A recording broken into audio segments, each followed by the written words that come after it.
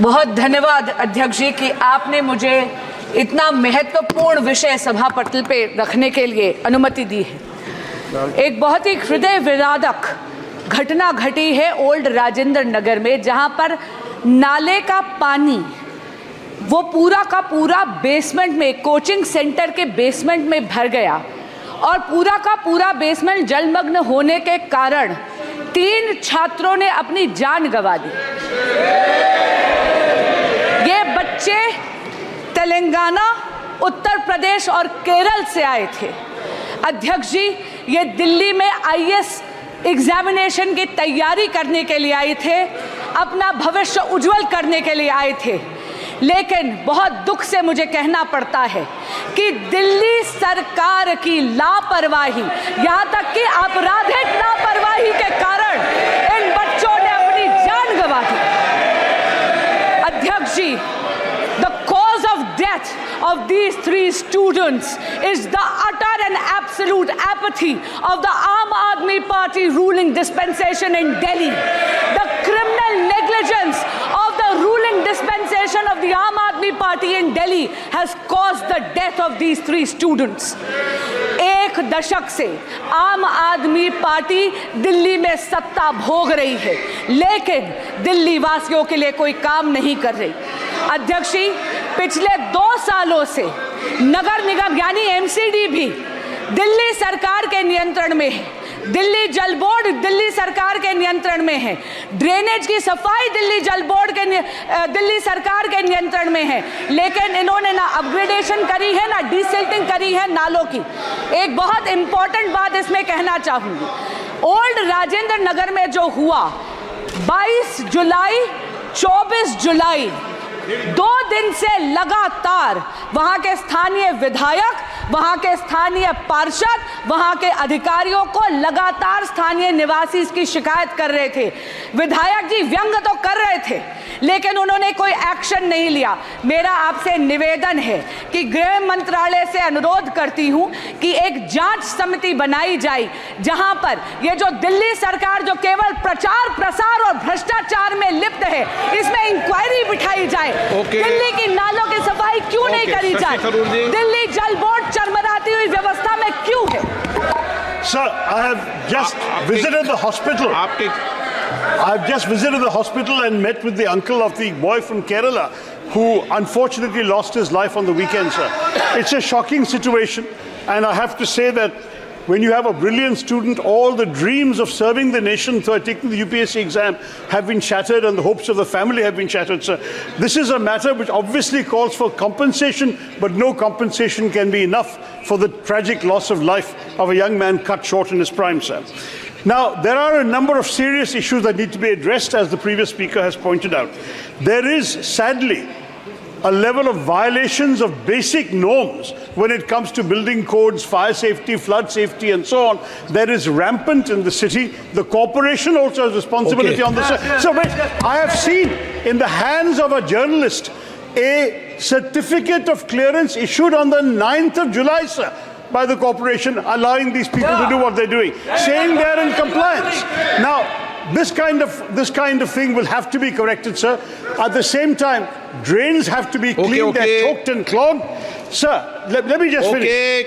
The most important issue, and I say this on behalf of the family also, is to prevent such future tragedies. For this, there has to be a comprehensive inquiry, but there also has to be very specific steps taken to ensure that no other parents coming to our national capital from various parts of the country suffer this kind of loss and tragedies. Sir. इनका केरल का विषय था, इन्होंने उठा दिया। पप्पू यादव जी, सवाल इस देश की बच्ची का है, या केरल या बिहार? तानिया हमारे बिहार की बच्ची थी। हम अपनी बहन को बता देना चाहते हैं, मिडिल क्लास की एक बच्ची तानिया, जिनकी मौत कल हुई है, परसों।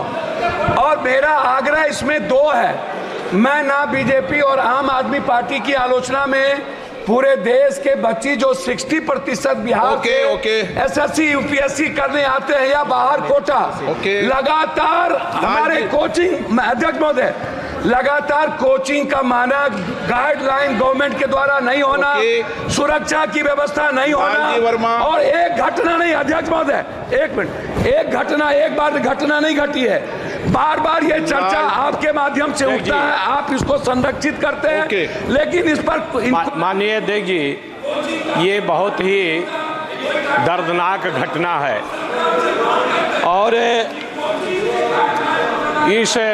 इस घटना में जिस तरह से पानी उसमें गया, बच्चे निकलने का प्रयास कर रहे हैं। आपने भी देखा होगा वीडियो। आप तो विषय क्या है बता दो आप। मान्यवर, आपने भी देखा होगा वीडियो। आप क्या बोलना चाहते हैं?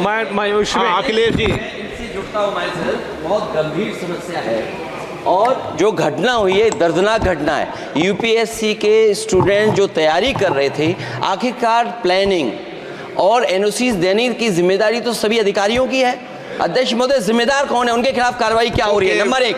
दूसरा, ये केवल एक विषय नहीं है इलीगल बिल्डिंग, हम तो यूपी से अध्यक्ष जी देख रहे हैं, जहां इलीगल बिल्डिंग बनती है वहां बुलडोजर चलता है। क्या ये सरकार बुलडोजर चलाएगी कि नहीं चलाएगी? नो, विजय कुमार दुबे। धन्यवाद महाराज जी। माननीय अध्यक्ष जी, माननीय अध्यक्ष जी, आपके माध्यम से विजय कुमार दुबे जी, धन्यवाद माननीय अध्यक्ष जी, आपके माध्यम से मैं खेल कूद मंत्रालय का ध्यान आकृष्ट कराना चाहता हूं कि जिस तरह से हमारे यशस्वी प्रधानमंत्री माननीय नरेंद्र मोदी जी ने इस देश में खेल और खिलाड़ियों को लगातार प्रोत्साहन देने का कार्य किए हैं, जिस तरह से इस देश का सम्मान खेल कूद से जोड़ने का कारण आज अभूतपूर्व सफलता इस देश ने प्राप्त किया है, चाहे ओलंपिक्स गेम हो, चाहे एशियाड गेम्स हो। आप निरंतर आपकी बात कहे हैं, क्या कहना चाह रहे हैं? खेल कूद, हाँ तो बात कहे ना, आप लंबा भाषण मत दें। नहीं जी, खेल कूद में निरंतर स्वर्ण पदक प्राप्त किया है। मैं आपके माध्यम से इस बात को रखना चाहता हूं कि आज ग्रामीण अंचल में इस तरह से अभूतपूर्व सफलता के क्रम में गांव-गांव मिनी स्टेडियम का निर्माण तो कराया गया, ग्रामीण अंचल से छिपे हुए प्रतिभाओं को आगे आने का मौका मिले तो इसके लिए उपकरण भी चाहिए गांव-गांव के तरफ से रखना चाहता हूं कि गांव के खेल कूद के उपकरण में हम लोगों के सांसद निधि का आवंटन बलराम देने की अनुमति प्रदान करें ताकि ग्रामीण अंचल की प्रतिभाएं भी इस देश के सम्मान को आगे बढ़ाने का कार्य करें। धन्यवाद।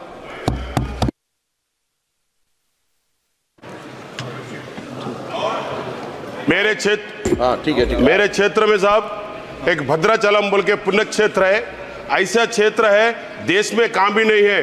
वो क्षेत्र में हमारा तानिशाह बोल के जब थे तेलंगाना स्टेट में और आंध्रा में, जब उनको आके राम मंदिर के वास्ते बनाने के वास्ते उनको जेल में डाले, वो ऐसे पुण्य क्षेत्र है, बहुत सारे अच्छे पुण्य क्षेत्र में क्षेत्र है साहब। उस वास्ते मैं आपके सामने एक रखना चाह रहा हूँ, जो वो गोदावरी फ्लड आके अब बाइबरवेशन होने के बाद वो फ्लड आके वो पूरे भद्राचलम से 25 किलोमीटर्स पूरे गांवों आदिवासी लोग पूरे परेशान है साहब, और किसान और बच्चे पूरे परेशान है। दिस टाइम पे 3 दिन से बहुत परेशान है। जो हमारे स्टेट के रेवंत रेड्डी साहब ने है, सीएम साहब ने उन लोगों को मेडिसिन और उन लोग खाना पीने के लिए बहुत बंदोबस्त कर रहे हैं। उस वास्ते हम साहब बहुत इंटरेस्ट लगाना है, वो 25 किलोमीटर कराकट्टा भी बनाना चाहिए साहब।